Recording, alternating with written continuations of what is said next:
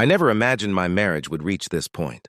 We had been married for 5 years, and although we had our ups and downs like any other couple, I believed we were solid. I always trusted her, maybe even blindly. That's why when she didn't come home one night, I was worried, not suspicious. I called and messaged her multiple times, but my calls went unanswered. The clock kept ticking, and by 3 a.m., I was pacing the floor, praying nothing had happened to her. Morning came, and there was still no sign of her. Around 9 a.m., I finally got a text. It read, "I need space. I made a mistake last night. I'll explain everything later." My heart sank. I stared at the screen for a long time, reading those words over and over again. What mistake? Why did she need space from me, her husband? 100 thoughts ran through my mind, and slowly, the horrible possibilities started to become clear. By evening, she came home. Her eyes were red from crying, and she looked ashamed. She confessed to going out with some friends, drinking too much and spending the night with someone else. She claimed it wasn't planned, that it just happened. I was numb. It was like everything we had built over the years shattered in a single night. I didn't shout or curse. I just sat there in silence while she cried and apologized.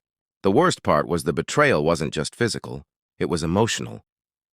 She hadn't only cheated on me, she had broken the trust that held us together. And the text she sent that morning? It was so cold, so distant. Not a message of regret. Not even an attempt to reassure me. Just a vague excuse to avoid facing me. That's when I realized I needed to fight back. Not with violence, not with revenge, but by standing up for myself and what I deserved. I moved out that weekend and stayed with a friend. I needed time to think, away from her and the house that now felt like a place of lies. She kept texting, kept apologizing, saying she wanted to fix things, but I didn't respond. I started going to therapy, talking things out, trying to make sense of my emotions. Slowly, I realized that forgiving her didn't mean I had to stay. Weeks passed, and I finally met her to talk things through. She asked for a second chance, swearing it would never happen again. But I told her the truth, that I couldn't trust her anymore.